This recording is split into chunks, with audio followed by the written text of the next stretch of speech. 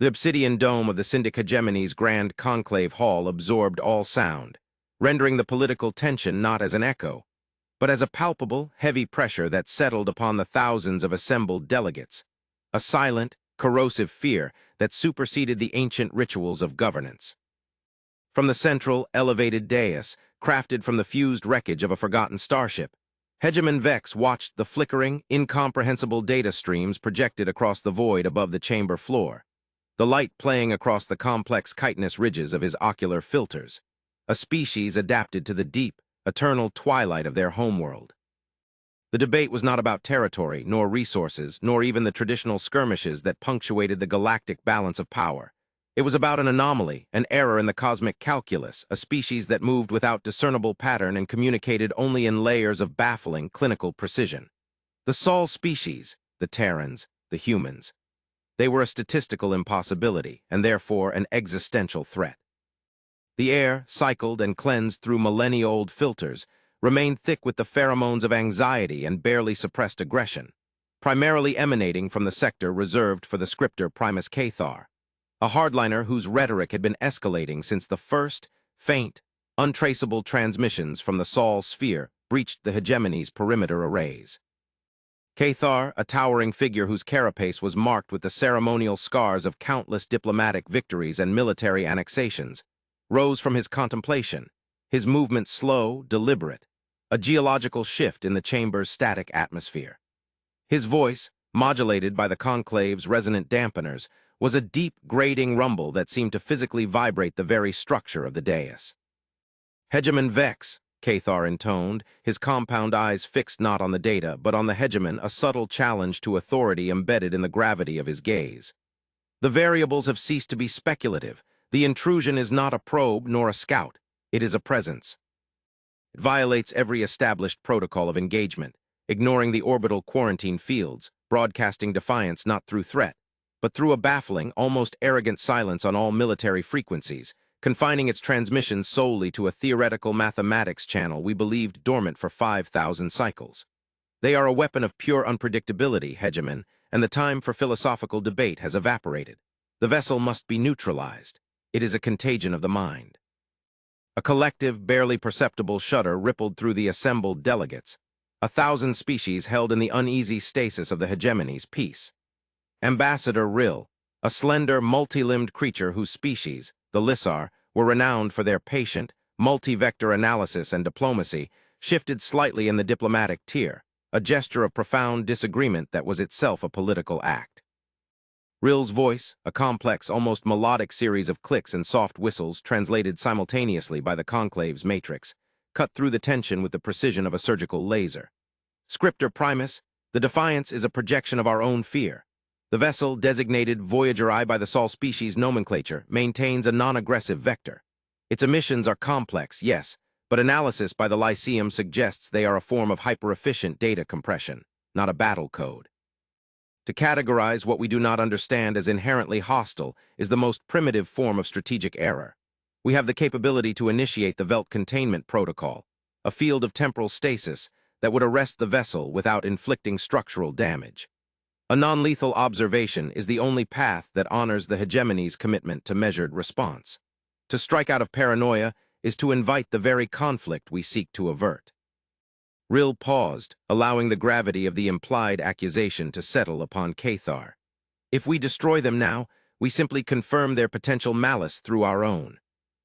Hegemon Vex raised a segmented appendage, the gesture subtle but absolute, instantly silencing the chamber and quelling the murmurs of support and condemnation. Vex was not a creature of rash action. His reign was defined by the careful balancing of fear and power, the preservation of an empire that had survived 4 major stellar collapses. He surveyed the holographic image of the Sol vessel, a sleek, deceptively simple geometric form, unlike the brutalist, function-overformed designs of the hegemony fleet. It appeared fragile, a sliver of polished metal against the infinite black. Yet it had traversed the deep void faster than any known vessel, bypassing known sensor nets, and its crew operated without the expected psychological profiles of a nascent galactic power. No expansionist fervor, no aggressive posturing, only the relentless pursuit of data. Scriptor Primus Cathar, Vex stated, his voice a low, commanding resonance that brooked no further interruption. Your fear is recognized, and it serves the Empire. The Sol species represents an untamed constant in our otherwise perfected equation. Ambassador Rill, your counsel of patience is commendable, yet impractical. Their very presence disrupts the stability of the frontier. A prolonged state of uncertainty is corrosive to the political will of the hegemony. We cannot afford to allow a single, unknown variable to paralyze the entire administration. Vex turned his gaze back to the flickering light of the projected ship. We will adopt a synthesis. The Velt containment is too slow to implement and too resource-intensive for a mere deterrent.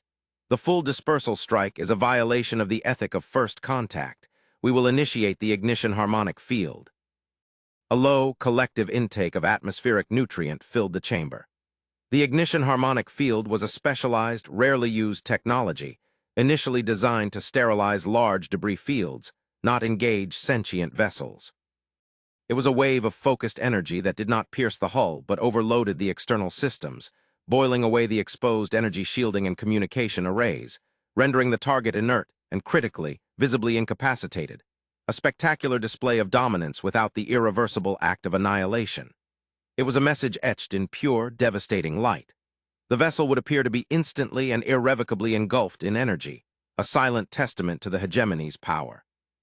The Sol vessel, Voyager I, is hereby declared a dangerous ship due to its unpredictable nature and refusal to comply with quarantine mandates, Vex declared, the words an official decree etched into the Conclave's permanent record.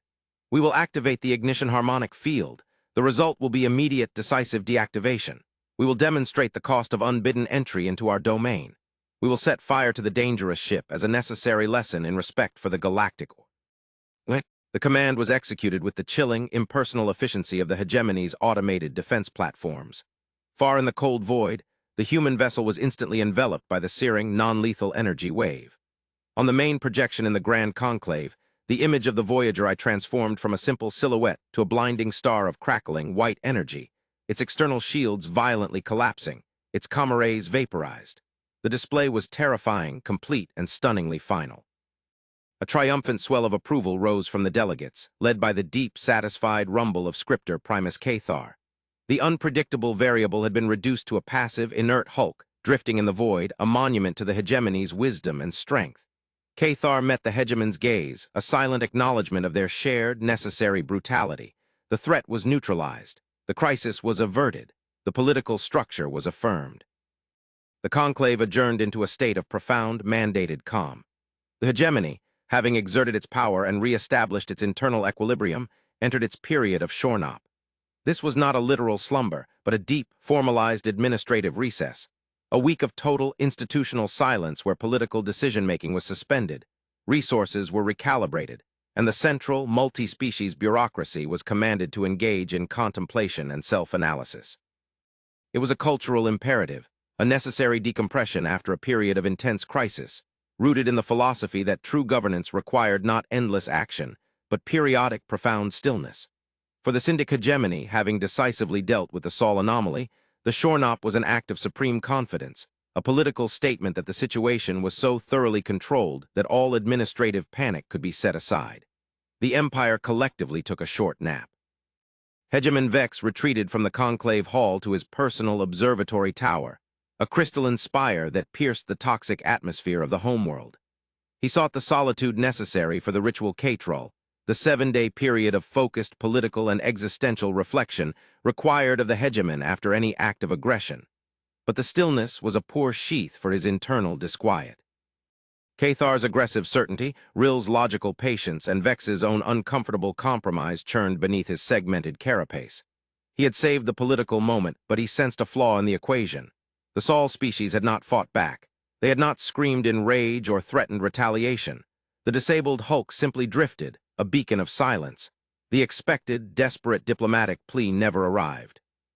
Instead, the comm arrays that had survived the harmonic burst began to emit a single, non-stop, mathematically pure tone on a deep space frequency, previously used for stellar navigation corrections, a clinical emotionless pulse that registered not as a threat, but as a persistent, low-grade irritant to the entire hegemony sensor network. On the fourth cycle of the shornop, the silence was broken not by the disabled ship, but by a new, smaller vessel. It was an aesthetic inverse of the Voyager eye, matte black, absorbing all light, its outline barely visible against the void. It moved with the same impossible efficiency, stopping precisely one full astronomical unit from the disabled Hulk, adhering exactly to the hegemony's stated diplomatic non-engagement zone, yet utterly ignoring the spirit of the quarantine. It deployed no weapons, only a complex, layered communication suite that immediately accessed the dormant diplomatic channels of the hegemony. The message was not a broadcast to the masses. It was a secure, one-to-one transmission, sealed and addressed only to the hegemon Vex and the scripter Primus Cathar, a move that demonstrated an unsettling, pre-existing knowledge of the hegemony's internal chain of command. Vex, roused from his K-troll, authorized the secure reception. The message manifested not as an audio wave or a visual projection, but as a complete, three-dimensional holographic environment rendered directly into the hegemon's observation chamber. The figure that stood before him was the human diplomat, Commander Elias Vancroft. He was tall, his posture relaxed but inherently authoritative, clad in a simple, dark uniform devoid of ostentatious rank or insignia.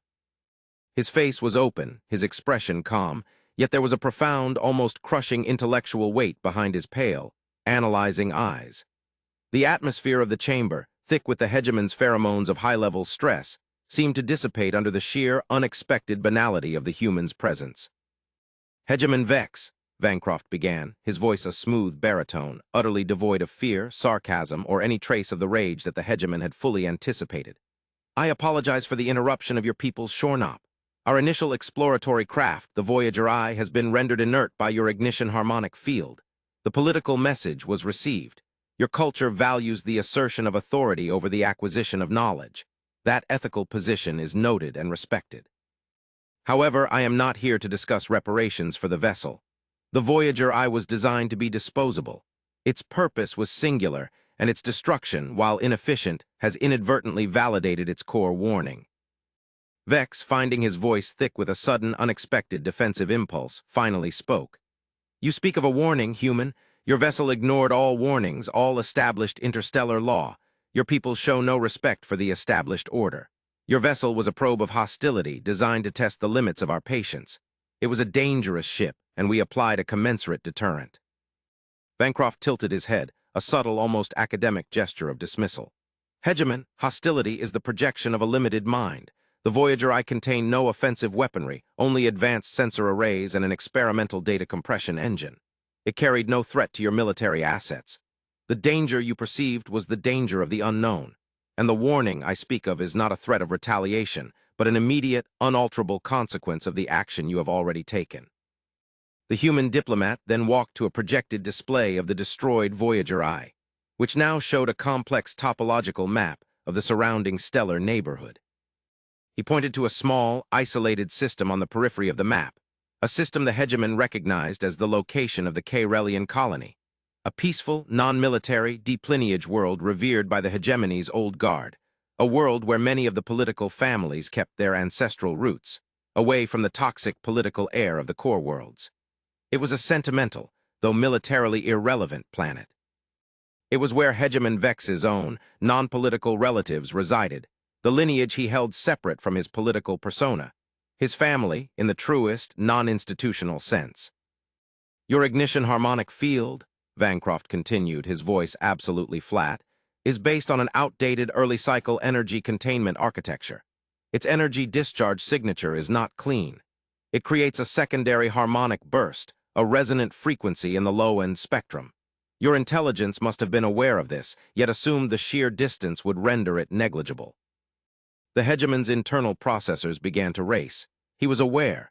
The data was classified, minor, irrelevant. The nearest inhabited system, the Caerellian colony, was far outside the primary blast radius. It had been deemed a calculated, acceptable risk. "The Voyager Eye," Vancroft proceeded, his gaze unnervingly steady, "was not just a sensor platform. It was shielded against the primary blast, but it was broadcasting an active counterharmonic buffer designed to stabilize a localized area of the void. This buffer was neutralizing a low-grade, naturally occurring warp field instability that, while minor in your core worlds, is significantly pronounced in this sector of the frontier. The Caerellian colony is situated precisely within the nexus of that localized instability. A cold, absolute dread began to seep into the hegemon's consciousness. He knew the Caerellian system was an older colony, reliant on sensitive, deep space gravitational stabilizers to maintain its atmospheric integrity and orbital infrastructure. When your ignition harmonic field collapsed our shields and vaporized our active comm arrays, Vancroft explained, patiently, clinically, it simultaneously disabled our active counterharmonic buffer. The destruction of the primary vessel created a final, catastrophic feedback loop. The low-end resonant frequency of your weapon, which you believed to be negligible, instantly overloaded the delicate, aged gravitational stabilizers maintaining the Caerellian colony's orbital environmental control systems. This disruption was instantaneous, unpreventable, and tragically complete. Vancroft paused, allowing the clinical horror of the statement to fully manifest. He was not threatening. He was delivering a data report of an action already completed by the hegemony itself. The subsequent and now accelerating collapse of the atmospheric containment fields on Caerellian is a mathematical certainty. The delay caused by your shornop has sealed the fate of the colony. Even if you were to dispatch your fastest repair vessels now, the required structural integrity cannot be restored. The initial, immediate environmental pressure change will render the entire planetary surface unsustainable for any complex biological life within a few cycles. Vex felt a crushing, primal horror seize his multifaceted intellect. He saw the cold geometry of the calculation, the perfect, self-inflicted wound. His rash, decisive action, the order to set fire to the dangerous ship, had not just destroyed a human vessel, it had inadvertently set in motion a chain of environmental collapse against his own, most cherished and non-political people. The subsequent, confident period of institutional silence, the short nap, had ensured the collapse was now irreversible. Vancroft looked directly at the hegemon, his eyes betraying no malice, only a profound, almost weary understanding of the physics of consequence. Hegemon Vex, we did not retaliate with fire. We simply presented the mathematics of the fire you lit and the nap you took. The lives on that planet, your lineage, your non-political dependence, the very fabric of your ancestry, the cascading environmental failure resulting from the destruction of their atmospheric integrity has manifested. The death of the colony is total. By your own hand, you have wiped out his family. The revelation did not require political spin or military force to be devastating. It was a pure, unadulterated consequence of a flawed, arrogant calculation. The hegemon, the ultimate power of a vast empire, was personally shattered, brought low not by a powerful enemy fleet, but by a simple, ethical failing in his own military technology and the political hubris of his administration. The human power was revealed not in their capacity for destruction, but in their chilling, perfect understanding of the galaxy's delicate mechanisms, and their willingness to let the hegemony's own actions define the consequence.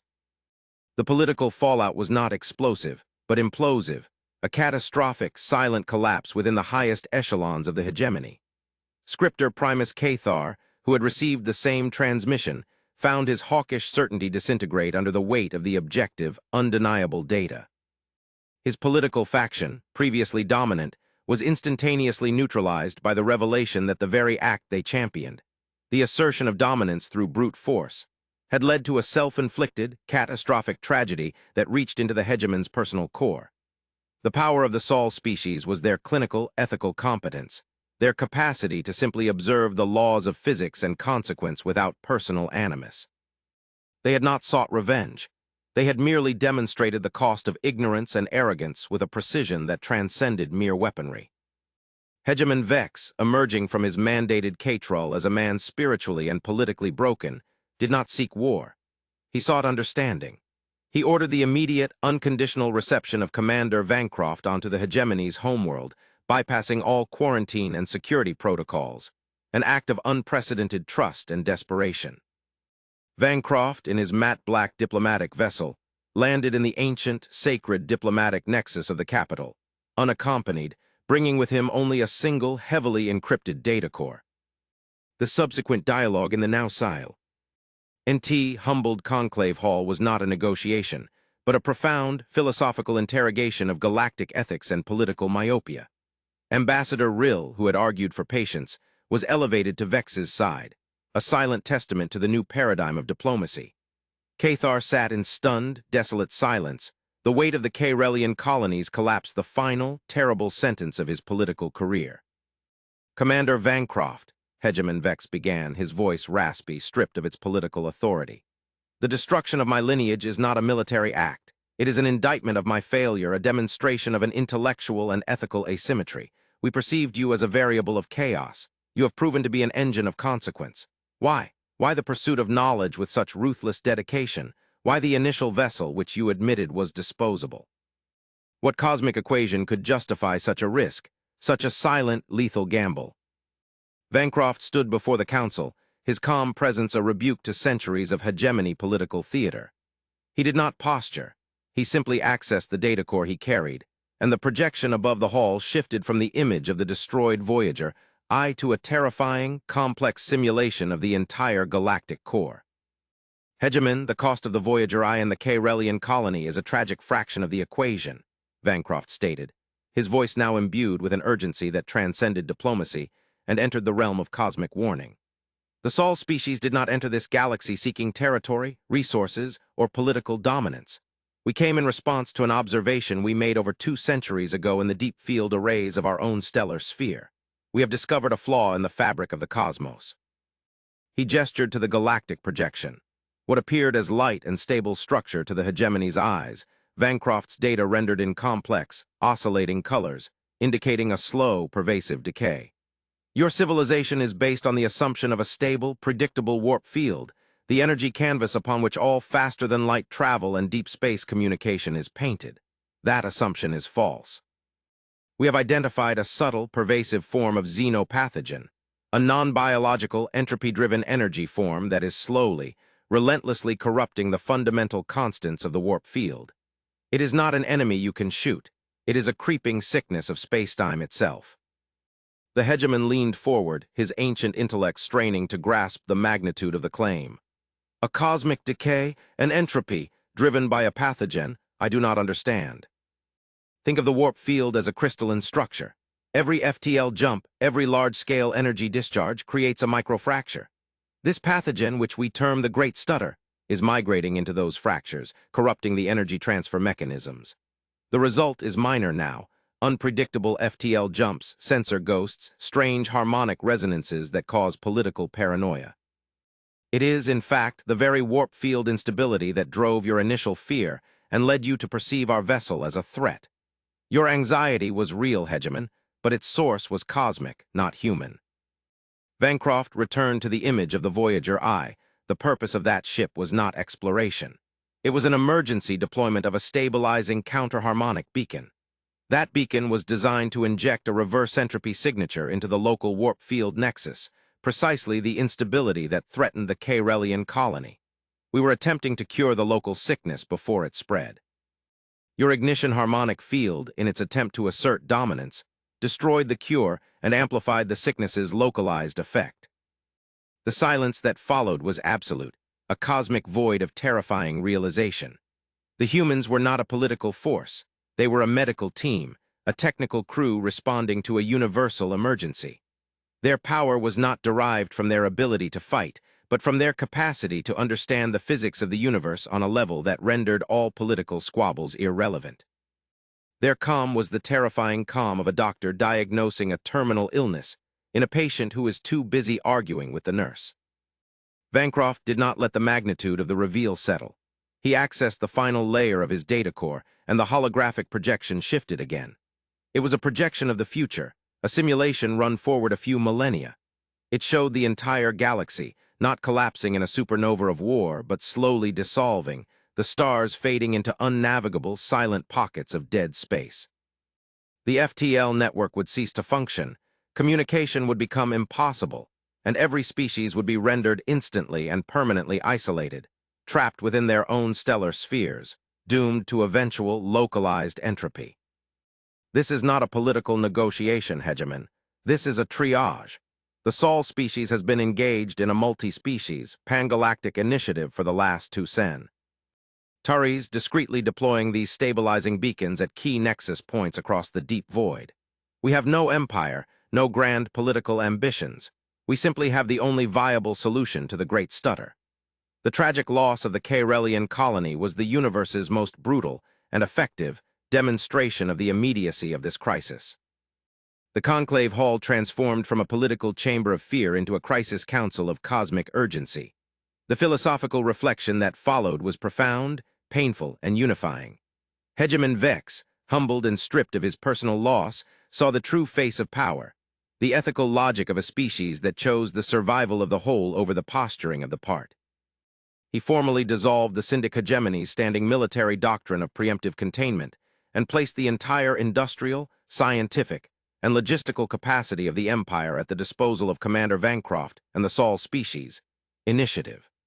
Cathar, broken by the realization that his fear had nearly condemned the cosmos, became the chief architect of the logistical alliance, his ruthlessness now channeled into the systematic, clinical defense of reality itself. The unity was not one of emotional friendship, but of shared, terrifying purpose, the alliance forged in the absolute certainty of an existential threat that dwarfed all prior conflicts.